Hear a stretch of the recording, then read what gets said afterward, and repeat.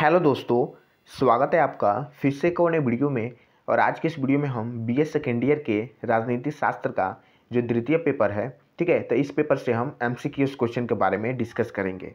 और ये जो आज का चैप्टर होगा वो होगा आपका चीन का संविधान पर, ठीक है। तो आपको यहाँ पर इंपॉर्टेंट एमसीक्यूज क्वेश्चन बताया जाएगा और उसके साथ साथ सोल्यूशन भी प्रोवाइड कराया जाएगा। तो अगर ये वीडियो आपको पसंद आए तो एक लाइक ज़रूर दीजिएगा, क्योंकि काफ़ी ज़्यादा मेहनत लगता है वीडियो बनाने में। और चैनल पे नए हैं तो चैनल को सब्सक्राइब करेगा, क्योंकि ऐसे ही वीडियो आपको इस चैनल पे मिलती रहती है। तो चलिए बिना टाइम वेस्ट किए वीडियो को हम शुरू करते हैं।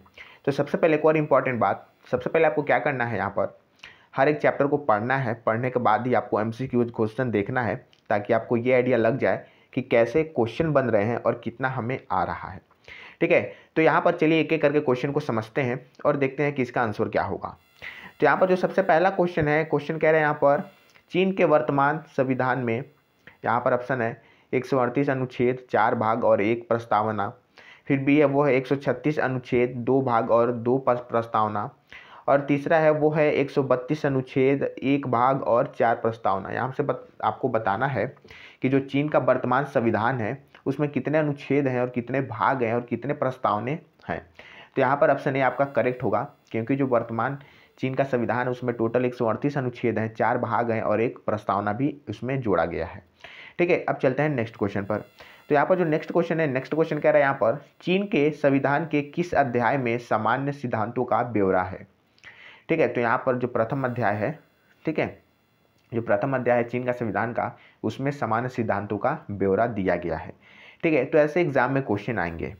अब चलते हैं नेक्स्ट क्वेश्चन देख लेते हैं। तो नेक्स्ट क्वेश्चन यहाँ पर तीसरा कह रहा है चीन के संविधान के किस अध्याय में नागरिकों के मौलिक अधिकारों और कर्तव्यों का ब्यौरा है, ठीक है। तो यहाँ पर आपको बताना है कि जो चीन का संविधान है उसके किस अध्याय में जो नागरिकों के मौलिक अधिकार हैं और कर्तव्य हैं उसका ब्यौरा दिया गया है। तो चलते हैं ऑप्शन देखते हैं।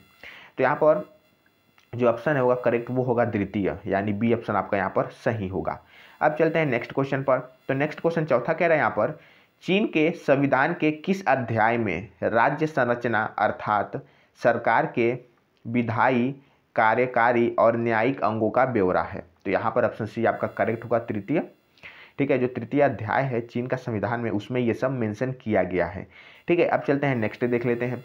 तो नेक्स्ट क्वेश्चन यहाँ पर कह रहा है चीन के संविधान के किस अध्याय में राष्ट्र ध्वज, राज्य चीन तथा राजधानी का ब्यौरा है, ठीक है। तो ये जो है ये चौथा में दिया गया है, यानी करेक्ट ऑप्शन डी होगा, ठीक है। जो चीन का संविधान का चौथा अध्याय है उसमें राष्ट्र ध्वज और राष्ट्र चीन तथा राजधानी का ब्यौरा दिया गया है, ठीक है।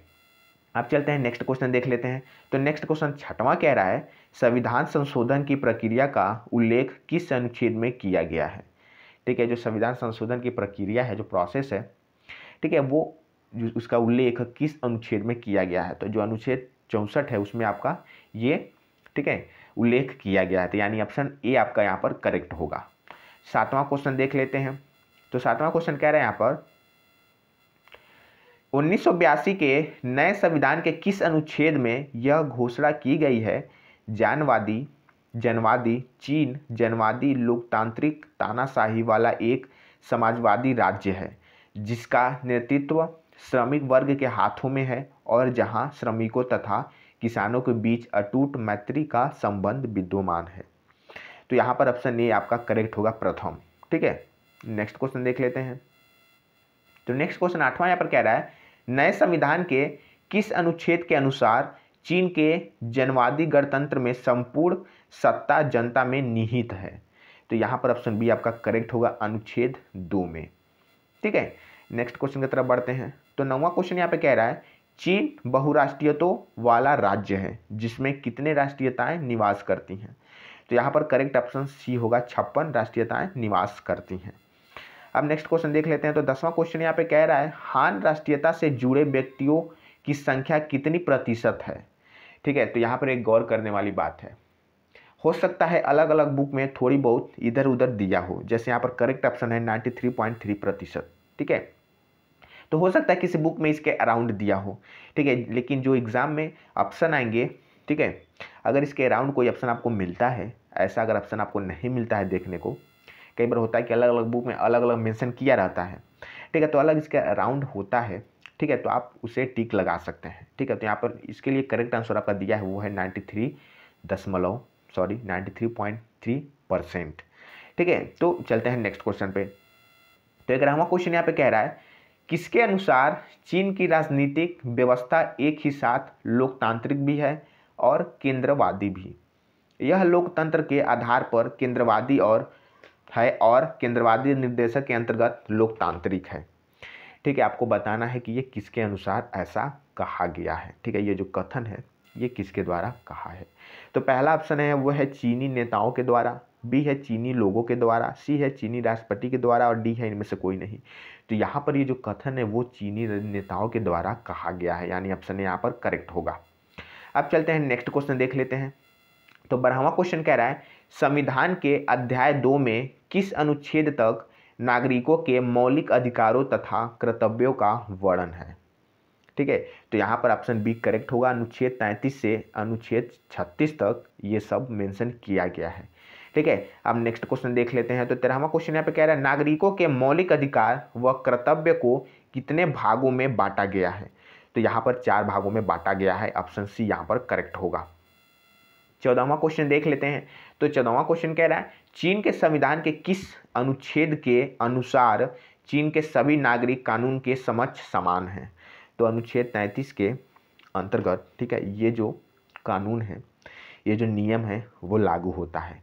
ठीक है, अब नेक्स्ट क्वेश्चन देख लेते हैं। तो 15वां क्वेश्चन यहाँ पे कह रहा है चीन के संविधान के किस अनुच्छेद के अनुसार सभी नागरिकों को भाषण देने और पत्र व्यवहार करने की स्वतंत्रता है। ठीक है, तो यहाँ पर ऑप्शन बी करेक्ट होगा, अनुच्छेद 35 के द्वारा।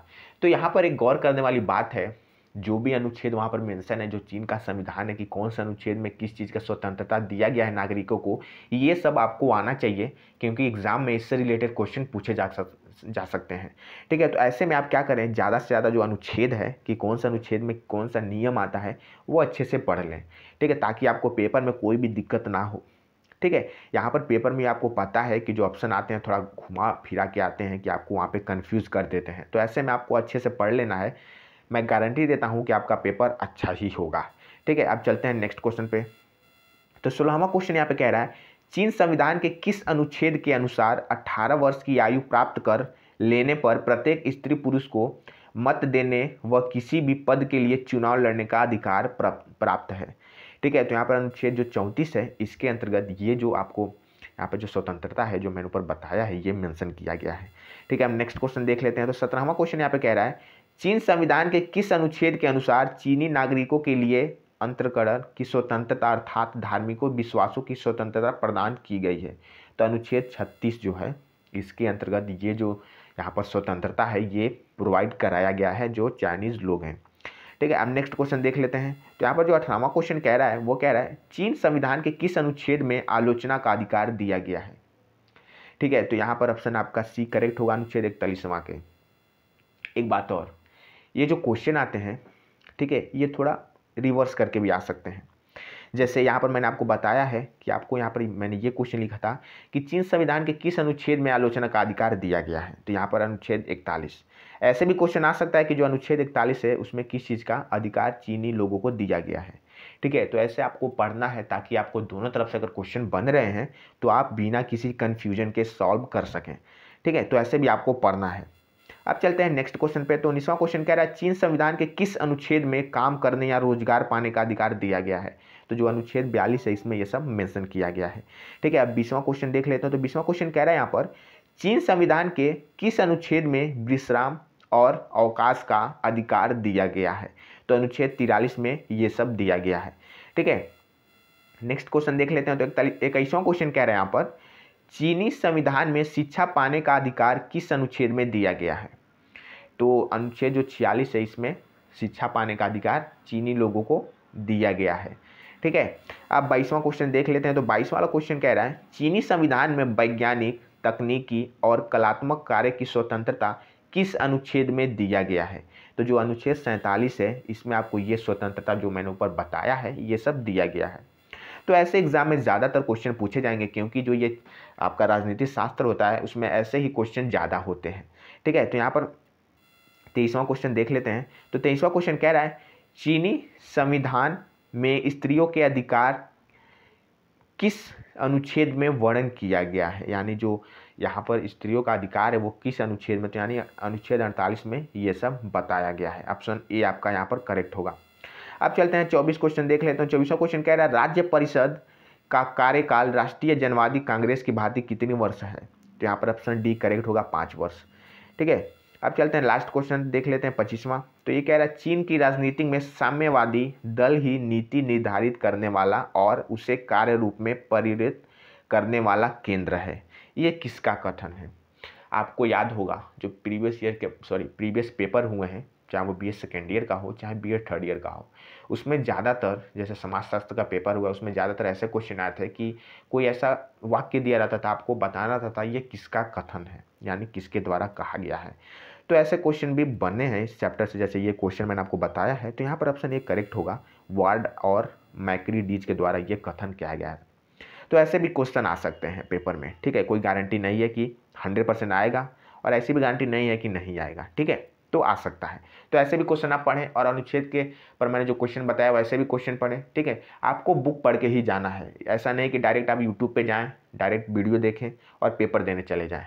ठीक है, ये आपको इसलिए प्रोवाइड कराया जाता है कि आपको आइडिया लग जाए कि कैसे क्वेश्चन आएंगे और कैसे हमें करना है और क्या क्या हमें याद है। ठीक है, ऐसा भी हो सकता है कि जो मैंने बताया उसमें से काफ़ी क्वेश्चन मिल जाए और ऐसा भी हो सकता है कि इससे मिलते जुलते आएँ। ठीक है, तो ऐसे करके आपको पढ़ना है। ठीक है, और ज़्यादा जानकारी के लिए और ज़्यादा ऐसे ही वीडियो पाने के लिए हमारे चैनल को जरूर से सब्सक्राइब कीजिएगा, क्योंकि आपको यहाँ पर फुल सपोर्ट मिलती है। और वीडियो को लाइक करना मत भूलिएगा और एक अच्छा सा कमेंट कर दीजिएगा, क्योंकि इससे काफ़ी ज़्यादा हमें मोटिवेशन मिलता है। तो मिलते हैं नेक्स्ट वीडियो में, तब तक के लिए बाय एंड टेक केयर।